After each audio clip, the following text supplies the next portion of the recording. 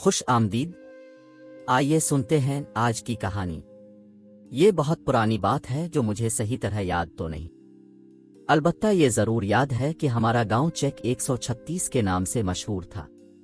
وہاں ایک نہر تھی جس کے کنارے یہ گاؤں آباد تھا۔ پرانا زمانہ، ریاکاری سے پاک مخلص لوگ، جن کے لیے ایک دوسرے کے ساتھ محبت اور خلوص سے پیش آنا غالباً دنیا کا سب سے اہم کام تھا، جو سب لوگ مل کر سر انجام دیا کرتے تھے۔ گاؤں میں ایک قدیم ویل تھا جس پر چمڑے کا ایک مشکیزہ ہمیشہ موجود رہتا تھا، تاکہ جس کا جب دل چاہے وہ اس کنویں کے پانی سے استفادہ کر سکے۔ کنویں کے بالکل پاس بڑھ کا بہت بڑا اور پرانا درخت تھا، جس کی بڑی بڑی شاخوں نے اس کنویں کو ایک ماں کی طرح اپنی آغوش میں لے رکھا تھا۔ یہی وجہ تھی جو اس کنویں کا پانی عام ویل کے مقابلے میں زیادہ ٹھنڈا اور فرحت بخش تھا۔ عام طور پر گرمی کی دوپہر میں گاؤں کے زیادہ تر لوگ اس بڑھ کے درخت کے نیچے چارپائی بچھا کر اپنی بیٹھک جمایا کرتے تھے۔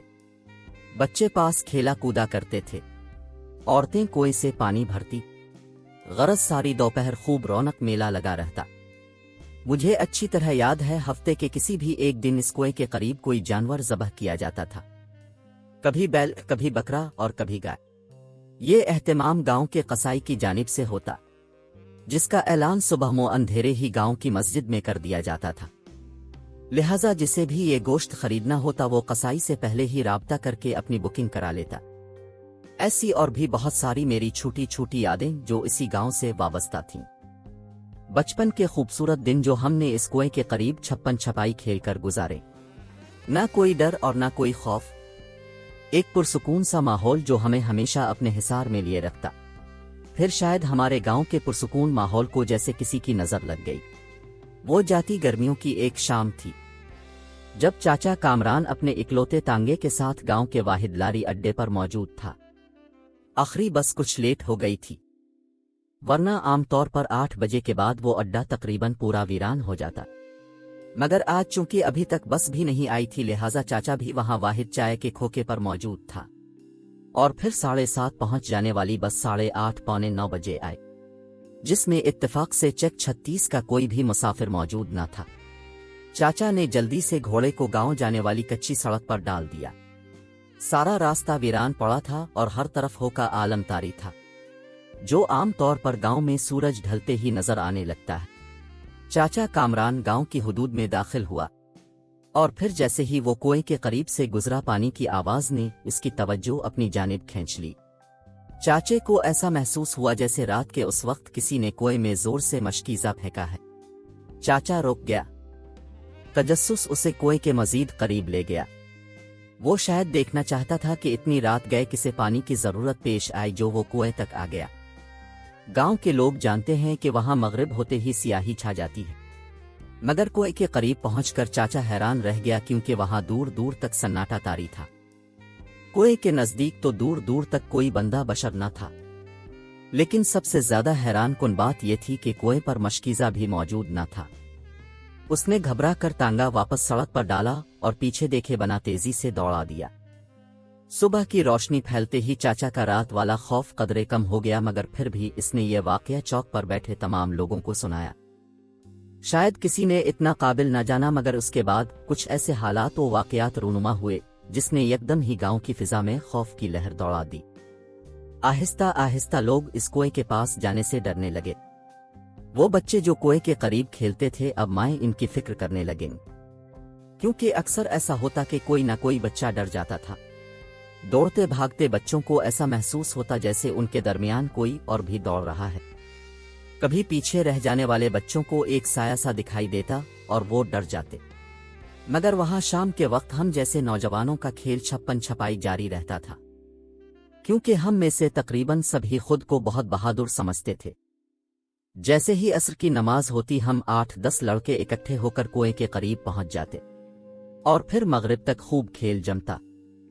حیرت کی بات یہ تھی کہ ہمارے ساتھ کوئی بھی ایسا مافوق الفطرت واقعہ بھی پیش نہ آیا تھا جو ہمیں خوفزدہ کر سکتا۔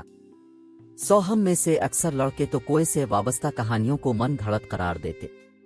ظفر ہمارے گروپ کا سب سے شرارتی لڑکا تھا، جس نے چھپن چھپائی کے کھیل میں ایک مزید اضافہ یہ کر دیا تھا کہ جیسے ہی مغرب کا وقت ہوتا तो जफर कुएं के चारों तरफ 7 चक्कर लगाता और फिर जोर जोर से पुकारता, मासी नी मासी, मैं तो सूखा ही वापस जा रहा हूं। जिसका मतलब यह होता था कि आज भी उसे कोई नुकसान नहीं पहुंचा। शुरू शुरू में ये काम वो अकेला ही करता था, मगर फिर आहिस्ता आहिस्ता हम भी इसके साथ शामिल हो गए और हमें मजा भी आने लगा। ये हमारी एक बेज़रर सी शरारत थी जिसका मकसद किसी को नुकसान पहुंचाना नहीं था। जाती गर्मियों की शाम थी। असर अपने वक्त से पहले होने लगी थी। अम्मा तंदूर सुलगाने के लिए लकड़ियां जमा कर रही थी जब मेरा दोस्त अफजल मुझे बुलाने आ गया। ओए जल्दी आजा, फिर मगरिब हो जानी है। असर और मगरिब की नमाज के दरमियान महज 1 घंटे का फर्क रह गया था। अफजल की बात सुनते ही मैंने जल्दी से चप्पल पहनी और बाहर की जानिब भागने की तैयारी की ही थी कि यकदम अम्मा सामने आ गई। कुएं की तरफ न जाना। आज सवेरे सकीना पानी लेने गई थी तो उसने वहां किसी जनानी को देखा जो मंडेर पर बैठी रो रही थी। इसके रोने की आवाज इतनी खौफनाक थी कि सकीना मारे डर के भागी। वापस घर आई और आते साथ ही बेहोश हो गई। वो अम्मा, मैंने उनकी बात दरमियान से ही काट दी। आप एक अच्छी मुसलमान होने के नाते क्यों उन सारी बातों पर यकीन रखती हैं? मेरे लहजे की हैरत से अम्मा शदीद कंफ्यूज हो गई। सही है बेटा, पर जिन भी दुनिया में ऐसे ही मौजूद हैं जैसे हम इंसान। फर्क सिर्फ इतना है कि वो हमें उस वक्त तक दिखाई नहीं देते जब तक हम उनकी मर्जी के खिलाफ कोई काम नहीं करें। बड़ा आया इस्लाम की बातें करता है, पता तो कुछ है नहीं। मैं नहीं मानता अम्मा, जिन्नात वनत सब फजूल बातें हैं। बेपरवाही से कहता हुआ मैं दरवाजे से बाहर निकल आया और फिर कुएं के पास छप्पन छपाई खेलते कब वक्त गुजर गया पता ही ना चला। मस्जिद का स्पीकर खराब था जो हमें अजान की आवाज भी सुनाई ना दी। जब अचानक मेरे दोस्त के भाई ने हमें आवाज लगाई, ओए नालाकू जल्दी आओ, नमाज का वक्त निकला जा रहा है। उनकी आवाज सुनते ही हम सबको एहसास हुआ कि फिजा में चारों तरफ अंधेरा फैल चुका है। भाई जल्दी निकलो यहां से। अफजल सबसे आगे भागा जबकि जफर हमेशा की तरह कुएं की समत दौड़ा। ओए आज देर हो गई है, आजा कल कर लेना ये सब। जफर को कुएं की तरफ जाता देखकर यकपल के लिए अफजल ने रुककर उसे पुकारा, जबकि जफर जवाब दिए बगैर कुएं के चारों तरफ चक्कर लगाने लगा। मैं भी अफजल को आगे जाता देखकर आगे की तरफ बढ़ गया, जबकि जफर की तेज तेज आवाज हमारे कानों से टकरा रही थी। अभी हम थोड़ा ही दूर गए थे कि जफर की आवाज आना अचानक बंद हो गई। मैंने पलट कर देखा तो मुझे जफर दिखाई ना दिया। अफजल अफजल, जफर पीछे नहीं है। तेज दौड़ते हुए मैंने अफजल को जा लिया। वही होगा, उसने कहाँ जाना है, ये कहकर वो रुक गया, जबकि बाकी सारे लड़के मस्जिद की जानिब जा चुके थे।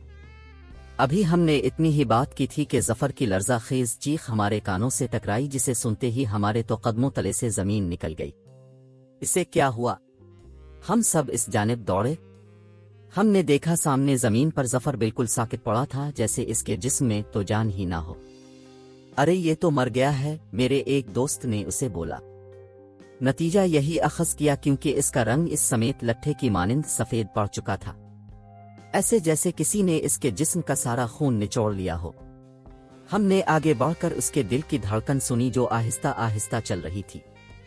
खुदा का करना कि इसी वक्त चाचा कामरान अपने टांगे समेत वहां आ गया।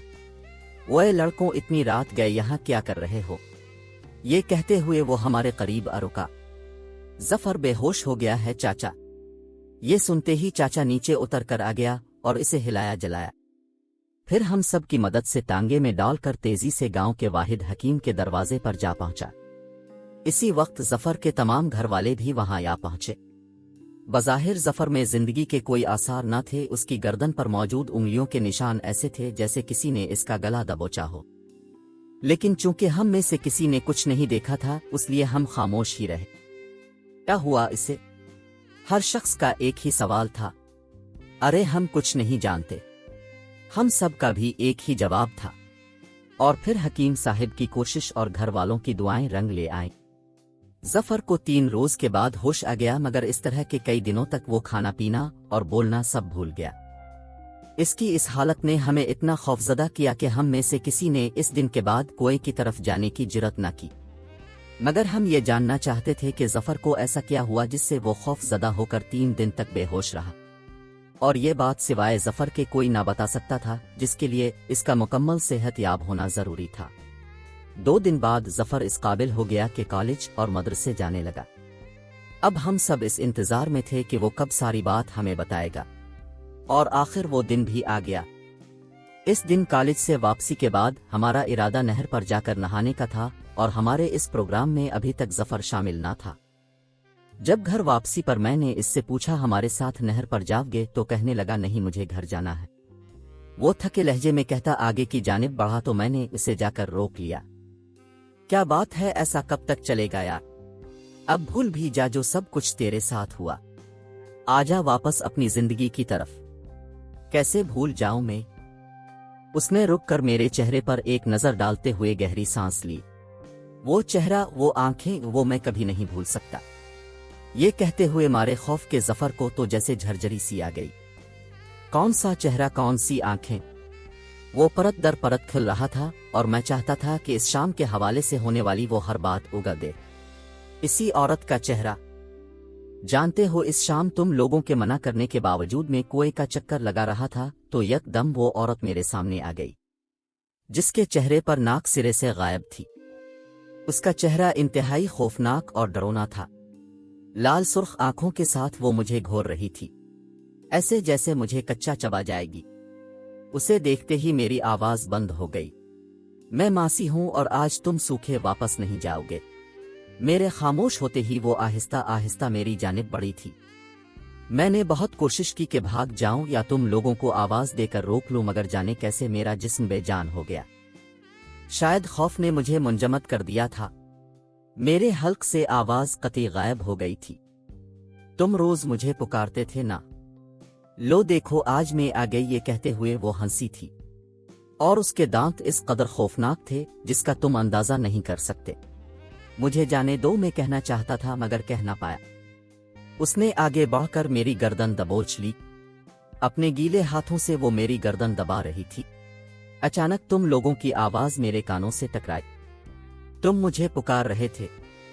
तुम्हारी आवाज सुनते ही मुझे जैसे होश आ गया हो। वही वक्त था जब बेइख्तियार मेरे मुंह से आयतल कुर्सी का वर्द जारी हो गया। ये कहकर ज़फ़र रुक गया। मैंने देखा वो रो रहा था। फिर क्या हुआ, मैंने सवाल किया। फिर मेरे अल्लाह ने मेरी सुन ली। वो गलीज औरत मेरा गला छोड़कर छपाक से कुएं में कूद गई। वो मेरे खुदाया, इसीलिए जब हम तुम्हारे पास आ रहे थे तो हमें कुएं में किसी के कूदने की आवाज भी आई थी, तो हम समझे शायद मशकीज़ा गिरा है। और फिर जब हम वहां पहुंचे तो तुम बेहोश जमीन पर गिरे पड़े थे। हाँ, और जब मुझे होश आया तो मुझे ऐसा लगा था शायद जो कुछ हुआ था वो मेरा वहम था, मगर नहीं। ये देखो, ज़फ़र ने अपनी गर्दन मेरे सामने की, जहां उंगलियों के सख्त निशान अब भी मौजूद थे। वो तो शायद मुझे मार ही देती अगर मेरा आखिरी वक्त करीब आ गया होता, मगर नहीं, मुझे अभी और जिंदगी जीना थी। यही सबब था जो किसी नूर की तरह आयतल कुर्सी मेरे सीने में उतर गई, और मैं इस नापाक बिला के हाथों मारने से बच गया। ये कहकर ज़फ़र रुका नहीं था, और आहिस्ता आहिस्ता आगे की तरफ चल दिया था। मैंने देखा वो ज़ोहर पढ़ने मस्जिद जा रहा था। मुझे मालूम था कि ज़फ़र अब 5 वक्त की नमाज बाजमात पढ़ता है। इस हादसे ने इसका अपने खुदा पर ईमान मजबूत कर दिया। ये सोच कर मैं भी नहर जाने का इरादा मुलतवी करता हुआ सामने दिखाई देने वाली मस्जिद की जानिब बढ़ गया। अब तो इस बात को एक ज़माना गुजर गया है, लेकिन आज भी जब ये वाक़या याद आता है तो मेरे रूंगटे खड़े कर देता है। नाज़रीन, हमारे चैनल को सब्सक्राइब ज़रूर करें।